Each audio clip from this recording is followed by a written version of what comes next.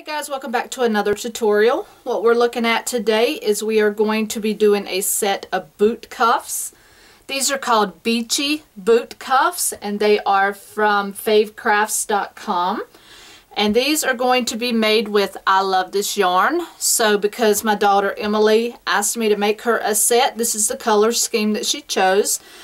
And I'm using a skein that I had already with the tag off. So I don't really remember the color, but it is just a mix of a light blue, a medium blue, and like a navy blue. So you can go to Hobby Lobby or you can look it up on their website. There's not a whole selection of those mixed blues there to choose from in that shade, so it should be obvious. So that's what I've chosen, or she's chosen, and that's what I'm going to do that in for her.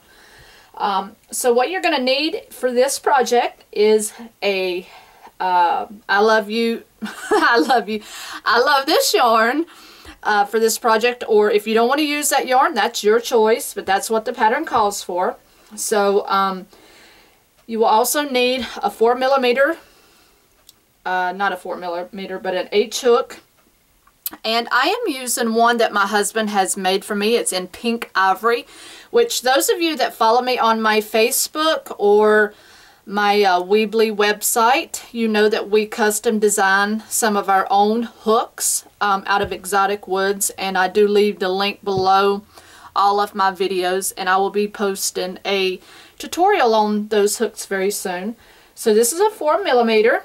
You will also need a needle. You can use your metal ones or you can use your plastic ones. I find that the metal ones are very easier to work with there. You will also need some fine thread, and you can use it to match what you're doing or not. And I found that the blue, this really strong color blue set off in the buttons that she chose. And then you're going to need you can use one big button, you can use designer buttons, you can use whatever buttons you like. These are the buttons that she chose. I don't know if you can see the pattern design, but they're a small one and then a larger one. And they do have a little bit of a blue pattern in there. So you can see she wanted the smaller button here at the top and then the larger button. So that was what she wanted me to do. So that is your necessities for this project.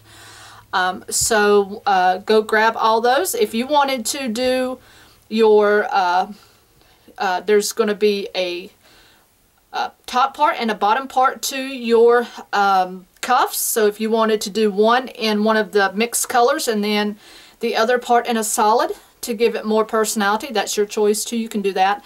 But she wanted it in the solid, so I just did the solid color all the way through. So, as always, go to favecrafts.com, type in Beachy boot cuffs, and the pattern should pull up for you, and follow along with me, okay? However you have to do that is always your best bet. So go get your materials, pull this up on your computer, iPad, cell phone, whatever you have to do, and let's get started. Alright guys, so let's get busy. Let's get our hook and our yarn with our slip knot here, and we are going to start off with chaining 11. And you don't have to get these super tight, just let your yarn relax, because what you're going to do is you want to make sure that you give this enough room to where it can be pulled up over the ankle, the foot, and the bottom part of the leg to where it does have a little give. So 1, 2, 3, 4, 5, 6, 7, 8, 9, 10, and 11. Okay, so now what you're going to do is single crochet in the second from the hook and in each across, okay? So you're just going to single crochet, making yourself a foundation row here, which is pretty much the statement for most crochet projects.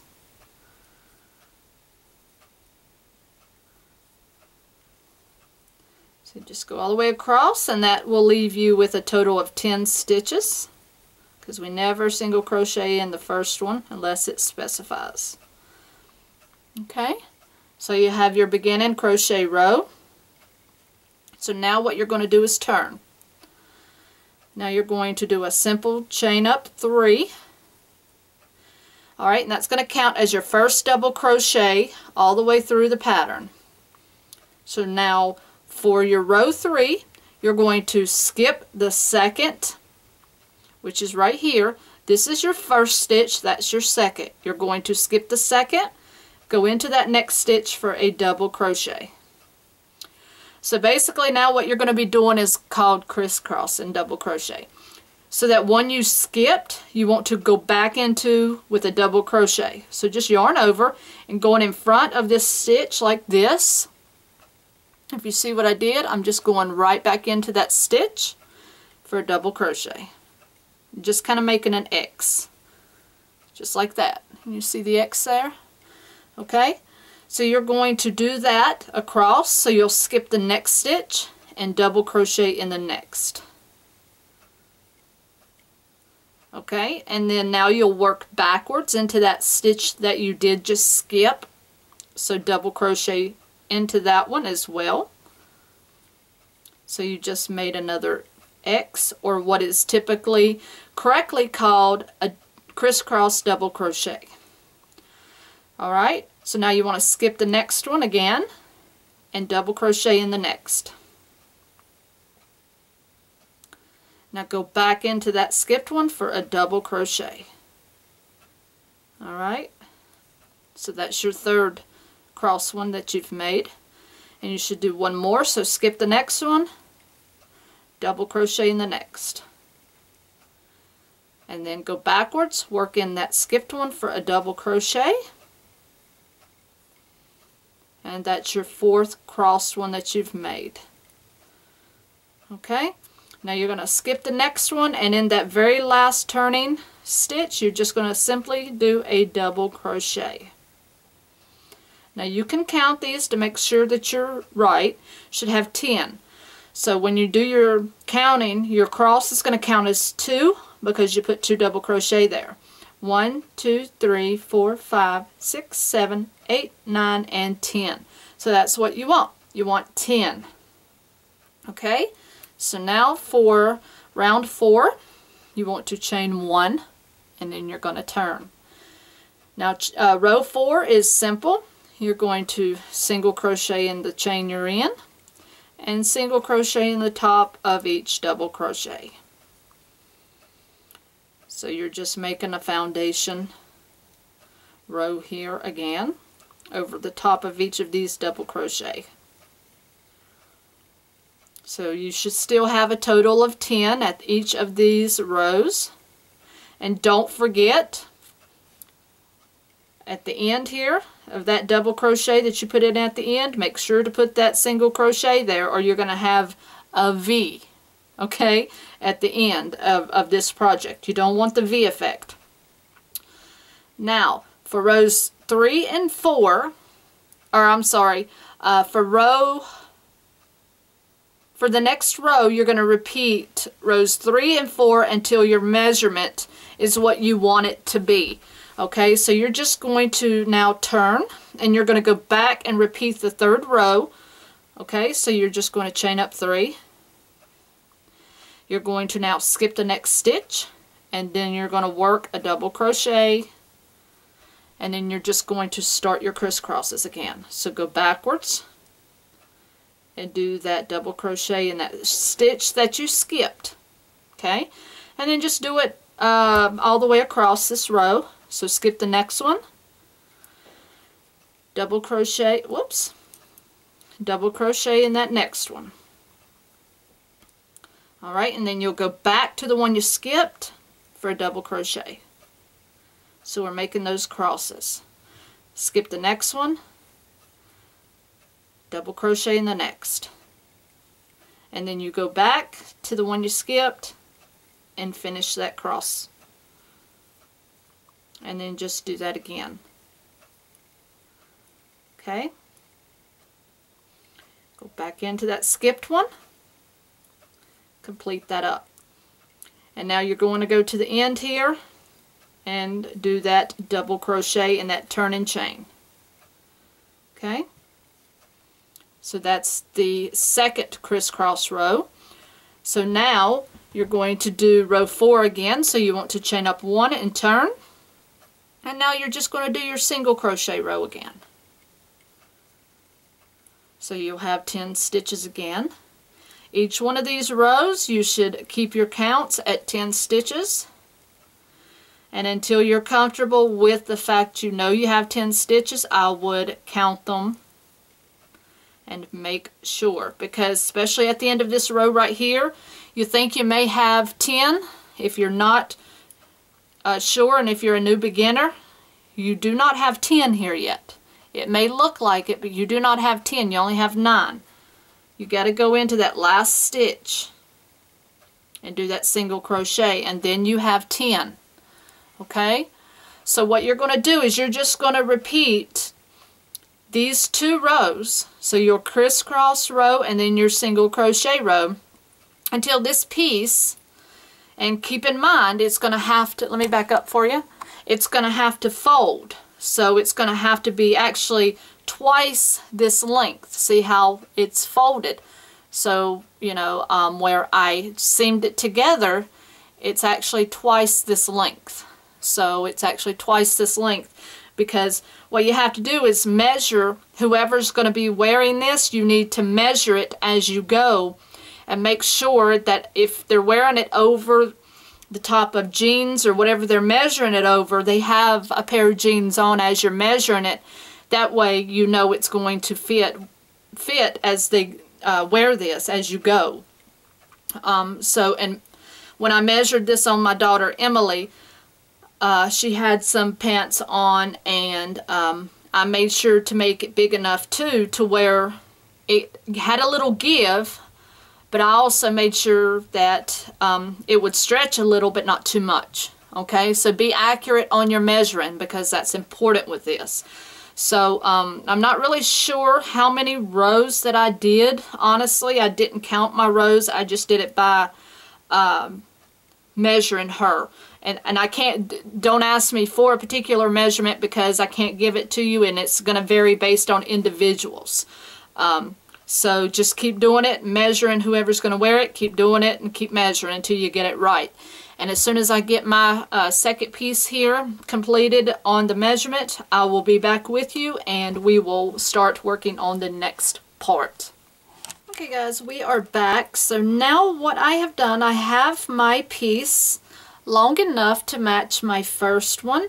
So now what we are going to do here is we're going to finish off, and let's leave a long enough tail, and you're going to cut that. So now what I want you to do here is to pull this through, and let's knot that corner. Alright, so now what you want to do is get yourself a bigger needle. And this is not for the thread yarn. However, you are going to now thread through your yarn, through your needle. Okay, and what we're going to do here is we're going to fold these 2 pieces together.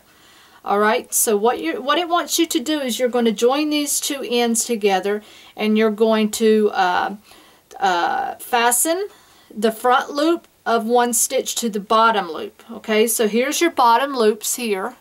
If you can see the bottom loops on this side, to just 1 loop, and it says the front loop of the stitch. So depending on which way you folded it, just pick a loop, and it really didn't matter. So you're just going to make sure to get it into that 1 loop. So you're just going to thread it through. 1 loop over here. See, you've got 2 loops on this side. So just pick your loop, and you're just going to thread it through here. And then that's all you're just going to do. On one side you've got 1 loop, on the other side you have 2. Okay? So all you're going to do at this point, you're just going to join this up. Close it off.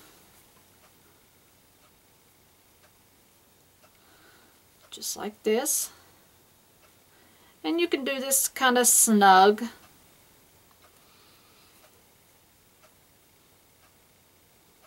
Just 1 loop on this side, and then the only loop that's on the other side. That's all you want to do. This part's very simple. Okay, so let's see how many more we got here. You've got that one right there, and then what I did here is I actually went down the side one more to that beginning knot just for a little security there.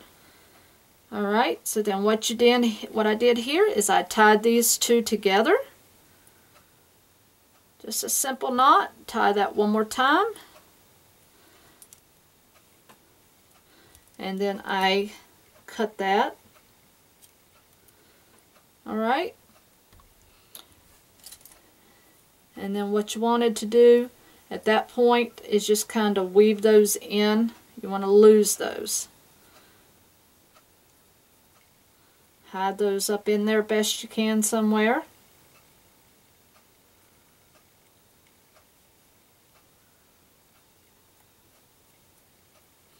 I may not be able to get them both done together, but we'll see. And if not, we'll do them separate. Yeah, there they come. So you just want to weave those in there and get them in there good.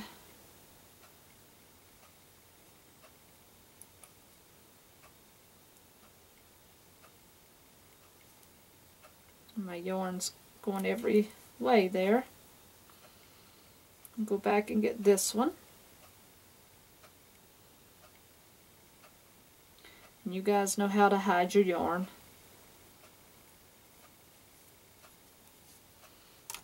And just clip it off once you've got it hid good enough. Okay, so there's your band, and we'll turn this all inside out once we have completed it. Okay, so that is your band. So now you're going to start your bottom portion. Okay, so this is this part completed. So now you're going to start working on the bottom part. So now you're going to start your new slip knot. So then for row 1, you're going to join your cuff by a chain 1, and you're going to just start in that seam right there if you want. So just join that. And I join that up with a single crochet or a slip stitch, either way. You want to chain 1, and you're going to single crochet evenly around, and basically it gives you instructions there. So what I did and what it says basically is a good count is 42 around. So you want to go around and put 42 single crochet around. So you're going to have to work with that, and I'm going to do mine off camera because sometimes you have to take it out, take your stitches out until you get your counts right. So you're just going to evenly space 42 single crochet around until you get a good 42. So you're going to work around, which is right through here on this first row, until you get 42 single crochet. So just go all the way around this whole row here with 42 single crochet, and as soon as you get those, and as soon as I get mine put in 42, we'll meet back up and we'll start the next row.